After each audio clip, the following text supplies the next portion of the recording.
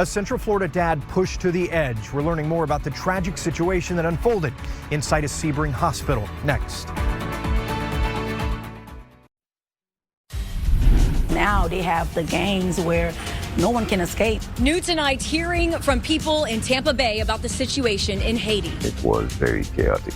A lot of shooting, and you could hear the weapons at nighttime. While a Tampa-based nonprofit talks to us about their efforts on the ground to help U.S. citizens trapped. We have got to get these people out of this mess as quickly as possible. And Florida's governor sends our National Guard members and other state assets to the Keys to stop migrants from making it to our shores.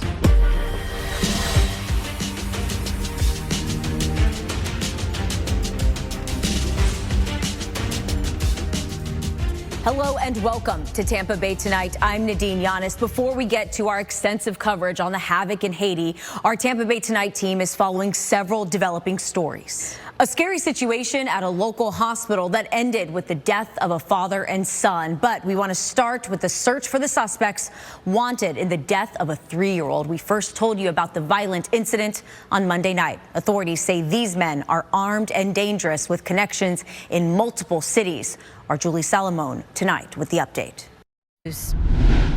Tonight, we're also learning more about the man who deputies say killed his son inside a Highlands County hospital before then killing himself. The shooting put Advent Health Sebring on lockdown today. ABC Action News reporter Chad Mills was there all afternoon and spoke with a friend of the shooter. The most accurate weather team in Florida, ABC Action Weather. Hi, everyone. I'm meteorologist Jason Adams in for Chief Meteorologist Dennis Phillips. Tonight, we're looking at just a few scattered clouds here across Tampa Bay, rolling through the I-4 corridor this evening and moving to the south. But these are not rain-producing clouds. They're very high and thin in the atmosphere. You'll probably notice them at the coast here as the sun was setting tonight. So no worries about any rain here for the overnight or into tomorrow morning. Low 60s for the cool spots to the north, low to mid 70s to the south. And these temperatures only dropping by about another 5 to 8 degrees here for overnight lows, which means a lot of us are waking up above 65 degrees. And if you're near water, you're actually close to 70 degrees because water temperatures are into the mid 70s. So again, partly cloudy skies out there now, but this opens up the door for clearer skies as that sun comes up tomorrow morning. And that means we're going to have another rapid warm up. And like today, we're going to be nearing record high temperatures away from the immediate coast. So inland spots potentially above the 90-degree mark here on your Friday. That heat index could be as high as 95. Coastal temperatures a little bit lower, but still well above the average. We'll talk about what it looks like for the rest of the weekend straight ahead. New tonight, a father is convicted for the actions of his son during a deadly 2021 shooting at a high school, why he could spend decades behind bars. And providing warm meals to our families. We talked to the volunteers who help keep Feeding Tampa Bay up and running. Here are tonight's winning lottery numbers. New video tonight shows New York City subway passengers ducking for cover moments after a shooting in Brooklyn. Police say a fight broke out in a train and a 32-year-old disarmed a 36-year-old man and then shot him in the head. The 32-year-old is now in custody and is being questioned by police.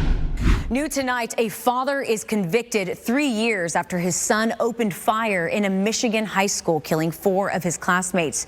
The jury deciding his father is also responsible for his son's attack. Here's the very latest.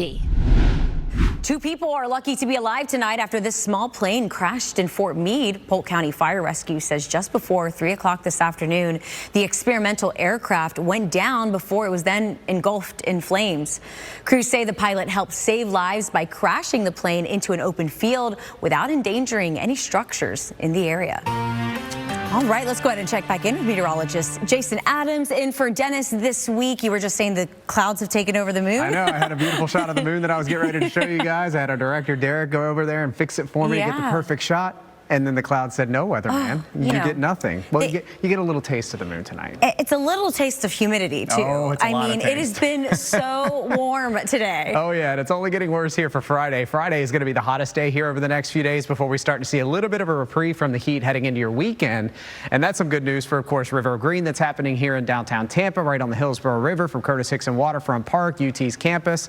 It's going to get about a degree or two better, but the humidity is not going to improve until we get the front in here next week. So there it is, that little tiny speck right there. That's all that's left for the clouds here over Tampa tonight from a Rivergate Tower camera. And a look ahead to tomorrow's outlook shows that we're back up into the upper 80s again, but it ultimately depends on your exact location, because right now we're looking at kind of a microclimate setup where if you're along the coast or along Tampa Bay or even one of the larger lakes out there, if you're on lakefront property, those cooler waters can give you temperatures that are a little bit cooler than what shows up here. Case in point, the airport today at Tampa International Airport on Old Tampa Bay hit a high of only 82, but downtown and east over to the Executive Airport, places like Brandon, Valrico, Plant City, we're all up to around 88 degrees. So we're looking at a 2 to 4, even 6 degree temperature drop near the water areas versus those of you that are not near the water. And this map will show this just fine as well. From 83 in St. Pete downtown right on the Tampa Bay waters to downtown Tampa and east at 89. But again, the airport will likely be well below that 89 like it was today.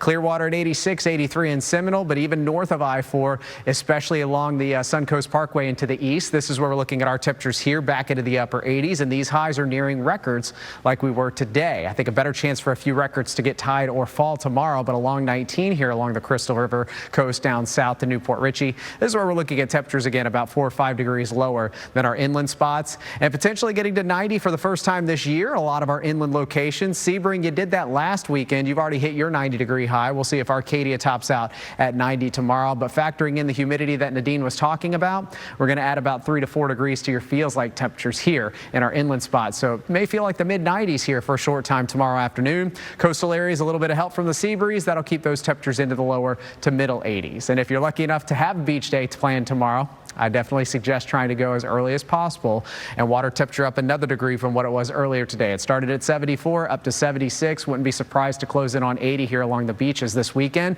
as temperatures continue to warm up here at the coast as well. But again, right on the water because of the cooler Gulf waters, much lower temperatures than our inland spots. No records falling at the beaches here this weekend. And also we're not looking at any kind of a rip current threat, no red tide concerns. Everything looks beautiful out on our Gulf Coast waters here from south to north. 1 foot seas or less for you boaters. Maybe you have a fishing trip planned offshore. You're going to do some of the offshore diving here off Sarasota County's beaches at some of the artificial reefs.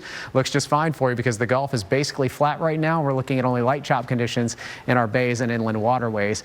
And then as we get into the weekend, this is where we got to talk about the River Green Fest happening here along the river. Of course, talking about 84 degrees, so a little bit better than seeing that high temperature map showing 88 to 89. We'll take it, but still above the average of 77. And Sunday for St. Patrick's Day, no problems here either. Pop-up shower or storm possible as the sea breeze comes inland, but the next best chance for a bit more in the way of widespread rains is setting up for us Monday. That's when I bump up the rain chance to around 40%. And honestly, who cares, right? At least locally, because our spring break's over Sunday and we're all back to work and school on Monday. So let it rain, right? It's not going to be a widespread shower and thunderstorm threat to where everybody's going to be dodging rain. This front's going to come through relatively weak, which means more scattered thunderstorms.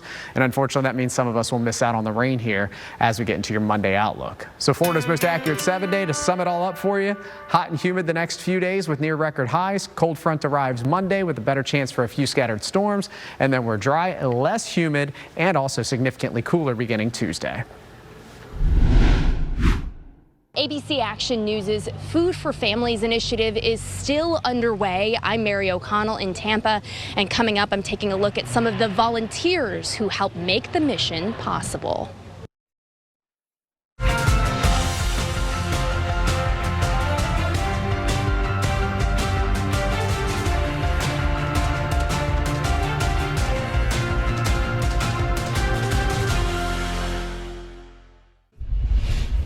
Tomorrow, we are meeting the local cafeteria team, making sure students have meals both at school and at home. How a partnership with Feeding Tampa Bay helps make sure that these kids don't go hungry on Good Morning Tampa Bay at 6.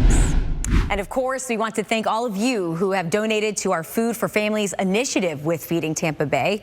We have the QR code right here on your screen right now. If you want to take out your phone, you can help out in our mission. Just $1 provides 5 meals to local families, so any amount here makes a difference. You can also visit abcactionnews.com/gives to get involved.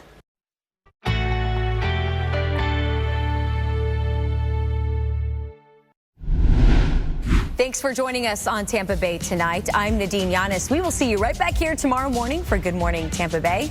Have a great night.